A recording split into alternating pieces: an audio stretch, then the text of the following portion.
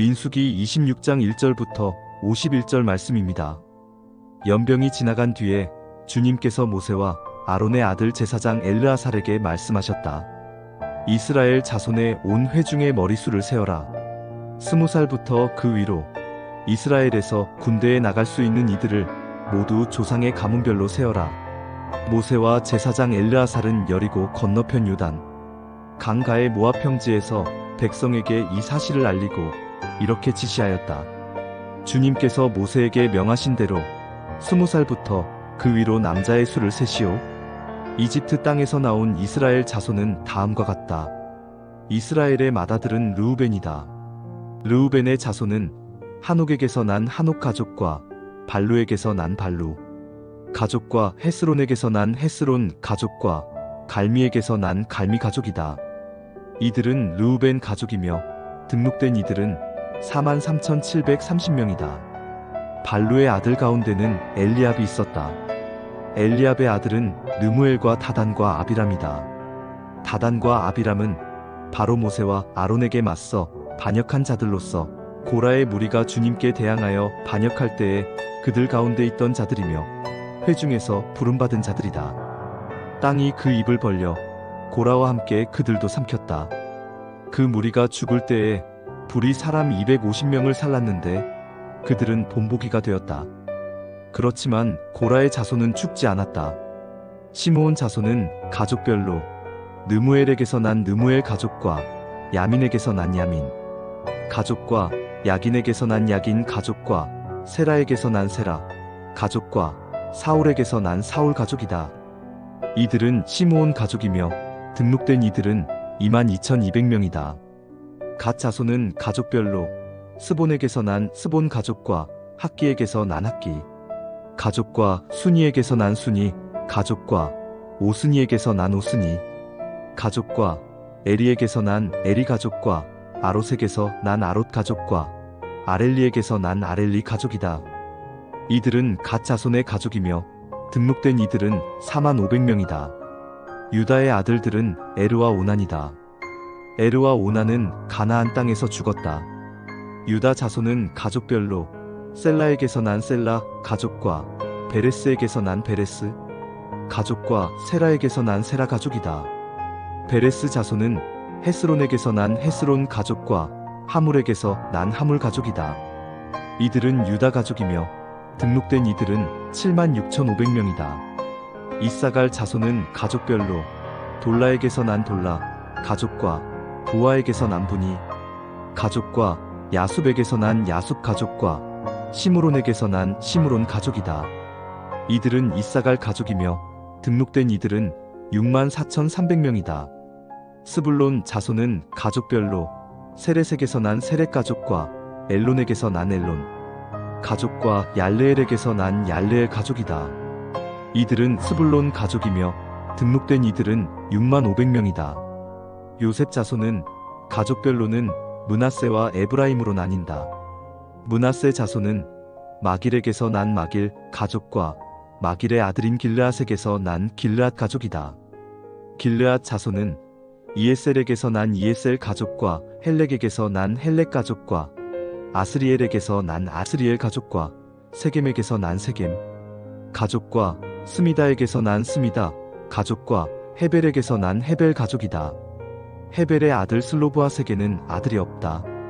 그에게는 오직 딸들만 있는데 그 딸들의 이름은 말라와 노아와 호글라와 밀가와 디르사이다. 이들은 므낫세 가족이며 등록된 이들은 52,700명이다. 에브라임 자손은 가족별로 수델라에게서 난 수델라 가족과 베겔에게서 난 베겔 가족과 다한에게서 난 다한 가족이다. 수델라 자손은 에란에게서 난 에란 가족이다. 이들은 에브라임 자손 가족이다. 등록된 이들은 32,500명이다. 이것은 요셉 자손을 그 가족별로 나누어 본 것이다. 베냐민 자손은 가족별로 벨라에게서 난 벨라 가족과 아스벨에게서 난 아스벨 가족과 아히람에게서 난 아히람 가족과 스부밤에게서 난 스부밤 가족과 후밤에게서 난 후밤 가족이다. 벨라 자손은 아릇과 나아만이다. 아릇에게서 난 아릇 가족과 나아만에게서 난 나아만 가족이다. 이들은 가족별로 본 베냐민 자손이며 등록된 이들은 45,600명이다. 다음은 단 자손을 가족별로 본 것이다. 수함에게서 수함 가족이 났다. 이들은 가족별로 본 단 가족들이다. 이들은 모두 수함 가족이며 등록된 이들은 64,400명이다. 아셀 자손은 가족별로 보면 임나에게서 난 임나 가족과 이스위에게서 난 이스위 가족과 브리아에게서 난 브리아 가족이다. 브리아 자손은 헤벨에게서 난 헤벨 가족과 말기엘에게서 난 말기엘 가족이다. 아셀에게는 딸이 있었는데 그 이름은 세라이다. 이들은 아셀 가족이며 등록된 이들은 53,400명이다. 납달리 자손은 가족별로 야스엘에게서 난 야스엘 가족과 구니에게서 난 구니 가족과 예셀에게서 난 예셀 가족과 실렘에게서 난 실렘 가족이다. 이들은 가족별로 본 납달리 가족이며 등록된 이들은 45,400명이다. 이들과 같이 등록된 이스라엘 자손은 모두 60만 1,730명이었다. 오늘 본문을 보면 조금 당황스러울 수도 있습니다. 우리가 예전에 봤던 것처럼 수많은 이스라엘 백성들의 목록이 등장하는 것을 보고 이 똑같은 말씀이 계속 반복되는 것만 같은, 그리고 이것이 도대체 지금 이 말씀을 대하는 우리에게는 또 어떤 의미가 있을까라는 것을 생각이 들게 하는 본문이기 때문에 그렇습니다. 그렇기 때문에 이 본문 그 자체만을 보면서 우리가 어떤 의미를 꺼내려고 해서는 안 됩니다. 우리는 성경이 그냥 교리적으로 단순하게 정리된 책이라고 보는 경우가 간혹 있습니다. 그래서 각 구절들에서 의미를 뽑아서 내 삶에 어떻게든 적용하면 된다고 생각하는 것이죠. 물론 그런 본문이 있는 것도 사실이지만 성경은 한편으로 하나님께서 역사 가운데 행하셨던 그 일들을 기록하기도 합니다. 그러니 하나님의 역사를 기억하는 것도 이 성경의 한 부분이다라는 것을 우리가 기억해야 합니다. 민수기의 막바지에 다다를 이때 하나님께서는 이스라엘 백성들에게 다시 한번 그 인구를 조사하게 하십니다. 처음에 광야 생활을 시작할 때 하나님께서 인구 조사를 하셨던 것처럼 우리는 조금은 예측할 수 있는 것은 하나님께서 이 인구 조사를 바탕으로 새로운 백성들을 계수하시고 또 무엇인가를 준비시키고 시작하시겠구나라는 것을 알 수 있습니다. 그렇다면 이제 그 광야 생활이 모두 정리된 이때 하나님께서 다시 한번 인구조사를 준비하도록 하시는 것은 하나님께서 드디어 이 가나안 땅에 들어갈 준비를 시작하시는구나 라는 것을 우리가 알 수 있죠. 이것이 때로는 우리의 감격이 되기도 합니다. 그렇게 광야를 돌았던 세월, 불평과 불만 가운데 하나님께 온갖 징벌도 받아가면서 참 다사다난했던 그 모든 과정을 뒤로 하고 이제는 그 가나안 땅에 들어서게 된 것입니다. 지금 잠깐 얘기했던 것처럼 가데스 바네아에서 반역했던 사건, 브올에서 우상 숭배했던 사건, 이 두 가지 사건이 큰 사건으로 나타나긴 하지만 그 중간중간에 얼마나 많은 불평과 불만이 있었나요? 그리고 그 모든 것들이 하나님을 향한 반역으로 이어지면서 얼마나 많은 사람들이 또 죽게 되었고 고통당하게 됐었나요? 우리는 그것을 생각하면 이스라엘 백성들의 수가 조금은 줄지 않았을까라는 생각을 할 수도 있습니다. 그러나 두 번째 인구조사 끝에 우리가 알게 되는 사실 하나는 하나님께서는 그 이스라엘의 세력을 결코 약하게 하지 않으셨습니다. 아브라함에게 약속하셨던 그 수많은 백성이라는 그 약속을 하나님께서는 이스라엘에게 진노하시고 이스라엘에게 벌하시는 그 순간에도 잊지 않으셨다라는 것을 우리가 알게 되는 겁니다. 이 모든 지파들은 여전히 남아 있습니다. 이스라엘의 세력은 이집트에서 탈출하기 이전보다 결코 약화되지 않았습니다. 심지어는 여러분 이 족보 중간중간에 나타나는 사람들을 살펴보십시오. 다단과 아비람, 고라, 이 족속들은 어떤 족속들인가요? 반역을 일으켰던 족속입니다. 분명 그 족속들은 하나님께 심판을 받았습니다. 그러나 하나님은 그 족속에서도 남은 사람들을 두셨습니다.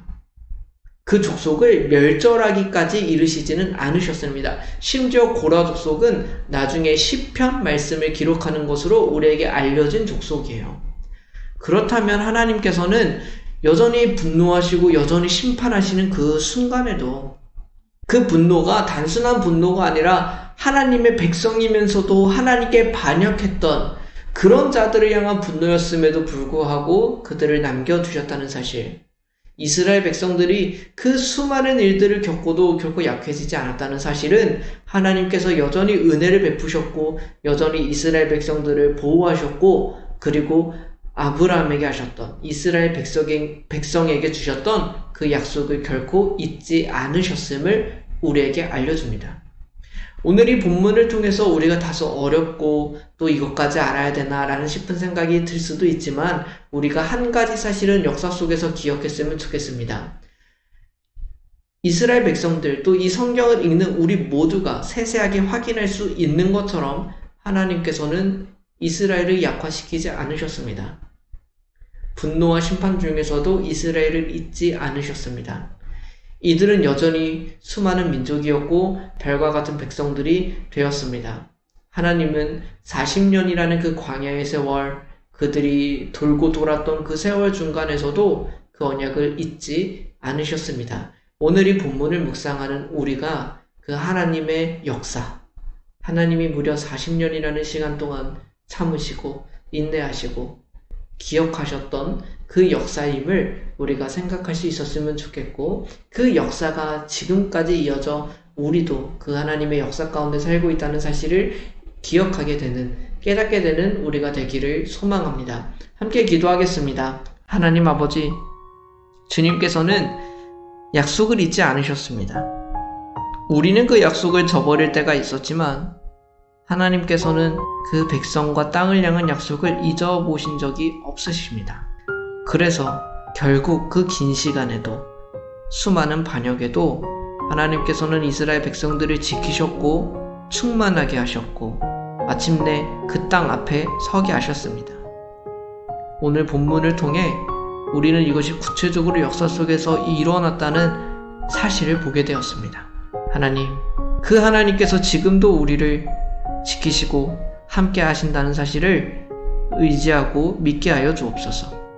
비록 그것이 우리의 불의함을 합당화하는 것은 아니지만 언제라도 하나님께서는 우리를 저버리지 않으셨다는 사실, 우리가 불의할 때에도 하나님은 그 약속을 잊으신 적이 없다는 사실을 의지하여 그 신실하심을 믿고 따르는 자들, 그리고 그 앞에 이제는 우리도 신실하게 살기를 결단하는 참된 하나님의 백성으로의 삶을 우리가 시작하게 하여 주시옵소서. 그 신실한 관계가 하나님과 우리와의 관계가 되기를 간절히 소원하며 살아계신 예수 그리스도의 이름으로 기도드립니다. 아멘.